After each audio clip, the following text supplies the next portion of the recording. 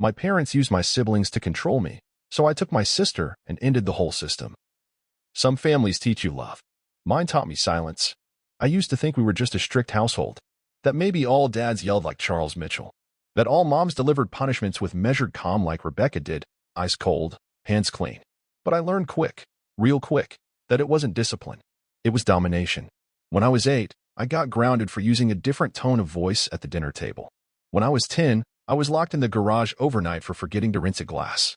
When I was 12, I watched my older brother Dylan get praised for turning me in over a missing $5 bill that I never even touched. He's honest, Dad said, resting a hand on Dylan's shoulder. He protects the family. What he meant was, he reports back. By the time I turned 13, I learned the rules weren't real. They shifted. What got me punished one day was fine the next if someone else did it, especially if that someone was Lily or Dylan. They were the informants, bred and trained, not out of evil. Before we go further, don't forget to like this story, hit subscribe, and tap the bell so you don't miss what happens next. But because that's how the Mitchell household worked, loyalty through betrayal. It wasn't until Lily turned 11 that I saw the cracks. She'd been the golden one, the baby, cute, obedient, the one who always smiled during photos and called our mom ma'am without being told. But that year, she started to ask questions. Small ones. Why can Dylan stay out late if you said lights out is at 9?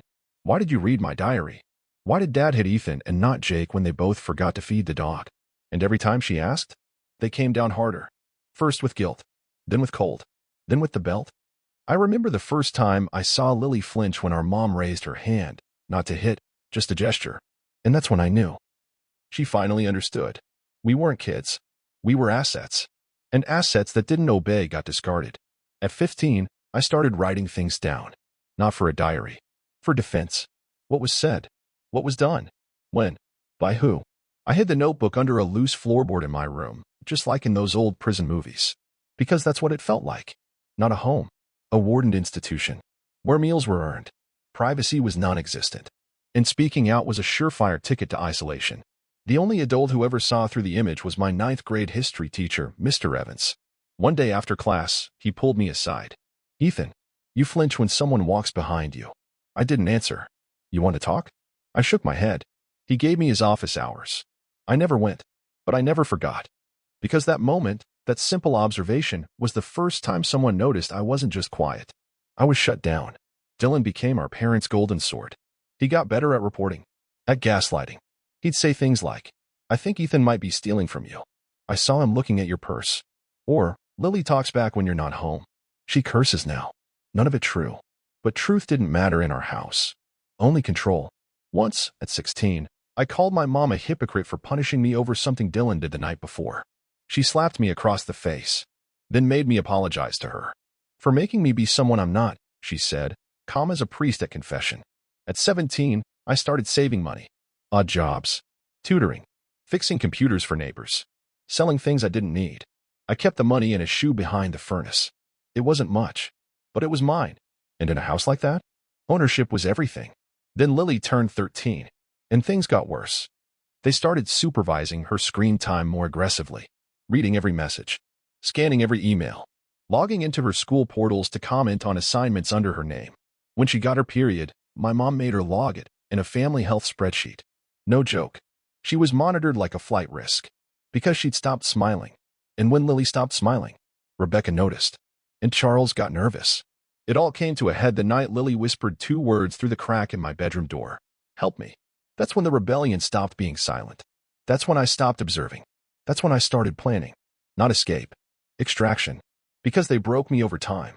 But I wasn't going to let them break her. Not without a fight. Lily didn't cry when she said it. She just stood there, a hair half-tied, hoodie sleeves pulled over her hands, lips trembling like she wasn't even sure she was allowed to speak. Help me. I was 17. She was 13. And in that moment, age didn't matter. Birth order didn't matter. Only one thing did: get her out. We waited until 2:17 a.m. That was the time I learned our parents were deepest asleep, when the house was quiet, the TV off, the pressure of their control paused like a machine on standby. I had a plan. Not perfect, but desperate. Which, in families like ours, is the only kind that works. I stuffed Lily's school bag with clothes, chargers, the meds she needed for her asthma. I slid $180 cash from my backup stash into her hoodie. I deleted her browser history. Reset her location settings. Told her not to take her phone. She looked up, wide-eyed. Won't they know? They'll know something. They'll blame you. Good. We snuck out through the laundry room, window already pre-loosened from months ago when I started prepping. The cold hit us like a wave. She looked back once. I didn't. We went to Logan's. He was the one friend I had who lived alone. A 19-year-old college dropout working nights, renting a studio above a bowling alley. He didn't ask questions, just nodded when he saw us at the door. Got pillows. Couch is yours. I didn't say thanks. Just sat Lily down, gave her water, then turned to Logan. You said your cousin used to work with legal clinics, right? Yeah. UW. Call him. Tomorrow. Please. He nodded. That night, I didn't sleep. But for the first time, neither did fear. The next morning, I called in a report to CPS, Child Protective Services. Used a payphone. Gave my name. Told them everything. Not just about Lily. About the entire system. My parents used us against each other. Controlled every aspect of our lives. Forged school documents. Hit us. Gaslit us. Punished us for breathing too loud. The woman on the other end just listened. Then said, we'll need to follow up in person. I gave them Logan's address. We stayed there 3 days. 3 days of silence. 3 days of waiting for the knock. But it wasn't CPS that knocked first. It was Dylan. Logan answered the door and looked back at me. It's your brother. I walked to the door. Dylan stood there in a fleece jacket, hair perfect, smile fake as a TV anchor. Just want to talk. No thanks. Mom and Dad are worried. They said she's been acting out again. I didn't answer. He took a step closer. This isn't how we do things, Ethan. You don't just take her. You don't run. You sit. You talk. You solve. I stepped out the door and closed it behind me. Solve what, Dylan? What's left to solve after years of being watched, hit, humiliated, and silenced? You're being dramatic. I have receipts. Want to see the medical forms from Lily's ER visit no one reported. That shut him up. Go home, I said. You're throwing everything away. No. I'm finally building something that's mine. This will split the family. It was never whole. He left. But not before dropping one last line. You're not the victim you think you are. That night, CPS came. A woman named Heather Ruiz and a young guy in training with a clipboard. They spoke with Lily first. Then me. Then Logan. 3 hours. Photos. Notes. Timelines. At the end, Heather looked at Lily and said, you don't have to go back. Lily exhaled like she'd been holding her breath for 13 years. 2 days later, they visited our parents. I got a voicemail from my mom. You are destroying this family, Ethan. Do you understand that? They took Lily from school today. She's not home. This is not how family works. I didn't respond. Not because I didn't care, but because I did more than they ever would. The next step? Legal protection. We met with a lawyer from the UW Legal Aid Program, a guy named Mark Chin, late 20s, sharp suit, no bullshit. He read through our documents, the CPS files, the audio recordings I had from old conversations where they threatened to cut off my food money. You've got something here, he said. If you want to file for emancipation and guardianship over Lily, we can do it. But it'll get ugly. Define ugly, I asked. Parental rights will be challenged. They'll push back. They'll try to paint you as unstable. But if your records are clean and your story's solid, we can hold the line. I looked at Lily. She nodded. So we filed. 2 weeks later, we were in court. I showed the judge photos of bruises, screenshots of Lily's location being tracked without consent, printouts of Dylan's behavior reports that our parents wrote and made him file weekly on all of us. The judge didn't say much. But when he ruled in our favor, he looked me straight in the eye. You did the right thing. We left the courthouse hand in hand. No cheers. No crowd. Just 2 people who were no longer prisoners. Just 2 siblings. Finally free. I thought court would be the end. Turns out, it was just an intermission. Because people like Charles and Rebecca Mitchell don't take no as an answer. They take it as a challenge. The first week after the ruling was quiet. Too quiet. Lily and I stayed at Logan's for a few more nights before moving into a short-term apartment set up through a housing program Mark connected us with. It wasn't fancy. 1 bedroom, microwave that sparked when you used it too long, and a couch that smelled like motel soap. But it was ours. I started a part-time job at a local electronics store. Lily enrolled in a new school under a pseudonym until the records caught up. We were building something real, something clean. But the silence didn't last. It started with emails. Not from our parents. From Dylan. The subject line on the first one? Let's not make this worse. He wrote, Mom's sick. Dad hasn't been sleeping. You're ripping the family apart. Be reasonable. Come back and talk. Drop the legal stuff. Let's settle this privately. Don't be the reason Lily grows up without a family. I didn't reply. A few days later, another CPS is asking questions. You don't want them involved deeper, do you? Maybe you're not ready to raise a kid, Ethan. Maybe you're unstable. They'll see that. That one? I forwarded to Mark. He flagged it and advised we start documenting everything in a secondary archive. I created a new folder, Mitchell_threats, then it got worse. One afternoon, Lily came home pale. They were at my school. Who? Mom. She was in the office. I saw her through the glass. I called the school immediately. The secretary confirmed it. Rebecca Mitchell had shown up asking to speak with her daughter. Claimed there had been a clerical error, that Lily had run away and was being coached by a mentally unstable older brother. But the school was cautious. They checked the custody order. When they told her she had no rights, she caused a scene.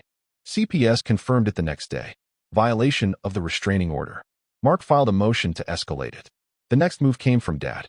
We were walking home from the grocery store when a car pulled up slow beside us. It was him, windows down, wearing sunglasses like a bad cop from a low-budget show. He leaned out. Lily, your room's still waiting. I stepped between them. Get out of here. You're not the man you think you are, he growled. No, I'm better. You can't erase us. I don't have to. You're doing that yourself. He peeled off, tires screeching like some kind of warning shot. Lily didn't speak the whole walk home. The breaking point came 2 nights later. Logan called me at 2:40 a.m. Check your email. Now, bleary-eyed, I opened my phone. There it was. An anonymous tip sent to my new job's HR inbox, forwarded by my manager. It was a file. Screenshots. Allegations. Claims that I had a history of violent emotional behavior. That I was medically unfit to care for a child. Included were 2 edited photos. One showing a bruise on Lily's arm from months ago, digitally altered to look fresh. The second? A forged doctor's note suggesting I'd been on antipsychotics in high school. I never had been. Logan tracked the IP. It traced back to the library in Madison, 6 blocks from my parents' house. I quit the job that day, not because I had to, but because I couldn't risk Lily becoming collateral. We went into hiding. Real hiding. Another apartment. New phones. No social media. We used gift cards and burner emails. Lily started homeschooling online. I picked up freelance tech work under an alias. Mark pushed the restraining order into permanent territory. The court granted it. But even with that paper in hand, we knew. They weren't done. Then, Dylan made a mistake. He sent Lily a message through an anonymous account on TextWave. But he wasn't as slick as he thought. He used a reference only he could have known. A childhood nickname Mom used to whisper when Lily was sick. Pumpkin, don't believe everything Ethan says.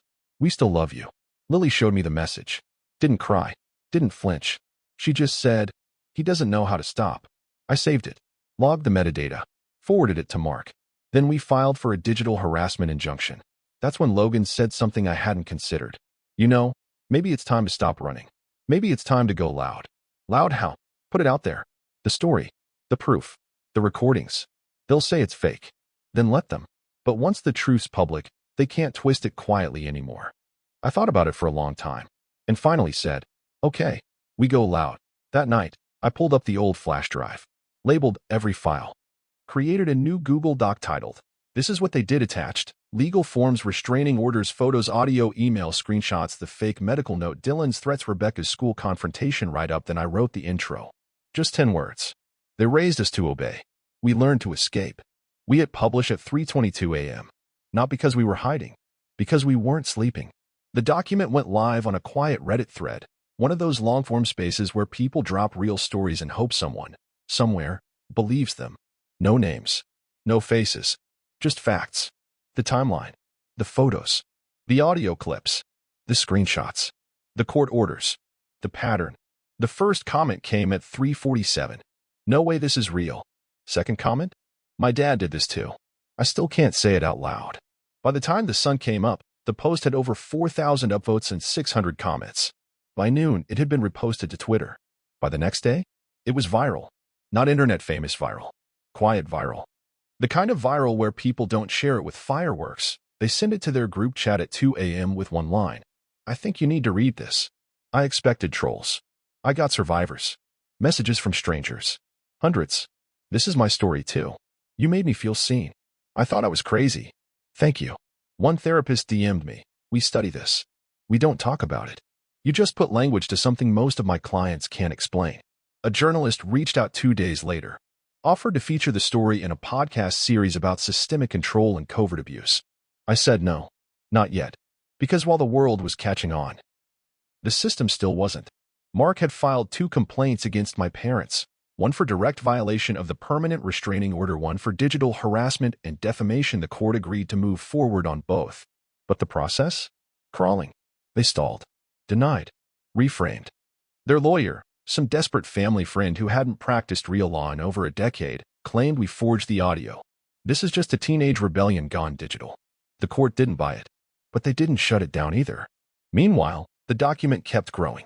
Other people started adding annotations with my permission.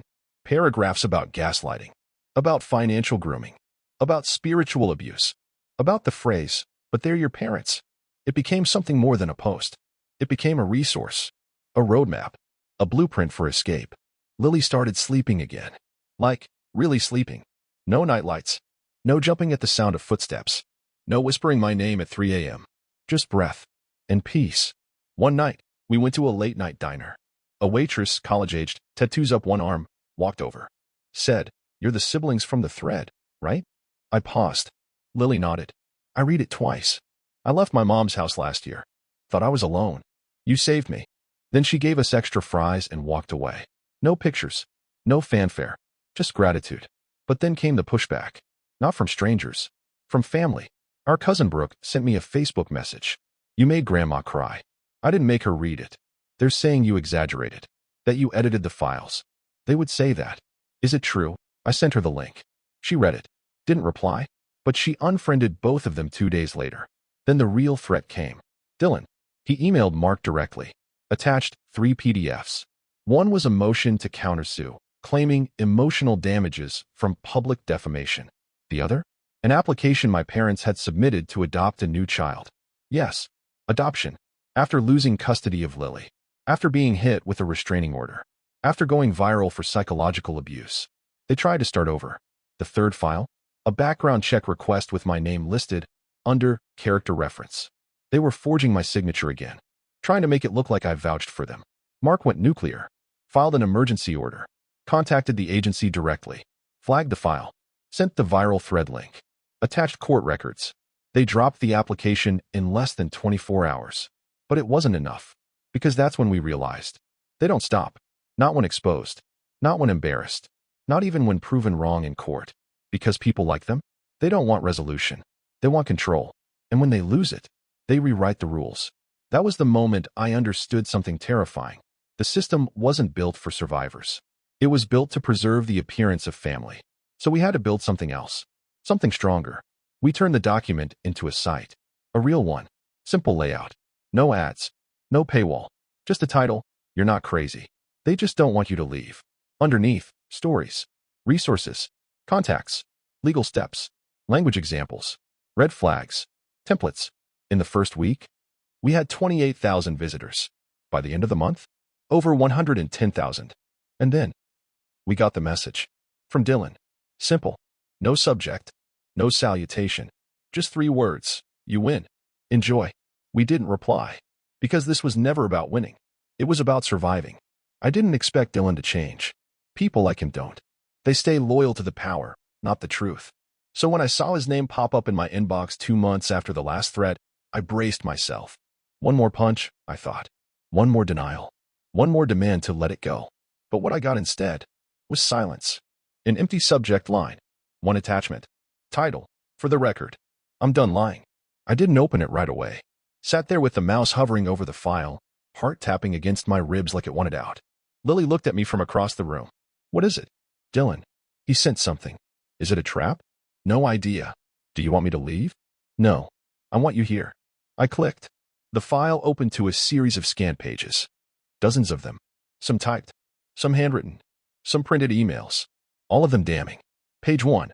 A full transcript of a conversation between Dylan and my parents, dated 6 months before Lily left. They were discussing how to file false academic complaints against her to get her removed from her advanced placement program. She's too confident. It's turning her against us, Rebecca wrote. We'll humble her, Charles replied. Page 3. A spreadsheet Dylan had been asked to maintain, tracking our behavior. Every argument, every attitude shift, every conversation that hinted we might talk to someone outside the family, each labeled with timestamps, who saw it, and how it was handled. One row read, Ethan asked about therapy again, punished with basement isolation. Another, Lily refused to delete message history, took phone, grounded 2 weeks. Page 8, emails between Charles and a school counselor, lying about my mental health history, saying I was aggressive, withdrawn, and possibly delusional. We're worried he may be a risk to his siblings, they wrote. The counselor responded, he's one of our top students. Never disruptive. Are you sure? They doubled down. The next section? Screenshots. Dylan had taken photos of journals, private notes from our mom, and, most damning, a printed application they tried to file to falsely declare Lily as emotionally unstable to justify regaining custody. It was dated just 3 weeks after the court ruled against them. The final document was a letter, handwritten, from Dylan. Ethan, I don't expect forgiveness. I was the golden child because I learned early that loyalty paid better than truth. But watching what they did to you, to Lily, and then watching the world actually believe you, that cracked something in me. I kept records. I didn't know why at first. Maybe because I was scared I'd be next. But now I want you to have them. I'm done protecting people who only ever taught us how to perform pain. I forwarded everything to Mark. He called me 10 minutes later. This is it, he said. The hammer. No. The whole wrecking crew. He filed an addendum to our case. Included Dylan's files. Contacted a journalist who'd been circling for weeks. This wasn't just abuse anymore. It was a system. An internal, calculated, family-run operation designed to manipulate, punish, and protect itself, no matter who it crushed in the process. And Dylan? He wasn't hiding anymore. He agreed to testify. The hearing was scheduled for 2 months out. In the meantime, Mark helped us prepare a public report, one that could be submitted to the Department of Child Welfare, the Family Court, and local advocacy groups. The title? Documented Pattern of Targeted Psychological Abuse in the Mitchell Household. Subsection, Testimony from Former Enabler turned Whistleblower. When the report went live, it didn't go viral. It went institutional. Advocacy groups picked it up. Legal blogs analyzed it. 2 therapists cited it in their educational webinars. For the first time, the system couldn't ignore it. Then came the moment I never thought I'd see. Charles and Rebecca Mitchell were placed under investigation. Not just civil, criminal, fraud, forgery, harassment, child endangerment, and, unbelievably, tax fraud. Turns out, all those donations they claimed were never real. Dylan included that too. Every receipt, every fake claim, every lie. I called him. First time in 2 years. He picked up. You really flipped the table, I said. He exhaled. I waited too long. Yeah. Pause. But you still flipped it, I added. He laughed. Just once. I'm not the hero. No. But at least you stopped being the weapon. We didn't become best friends. No big hug. No family reunion. But the war ended. Because one of their own stopped marching.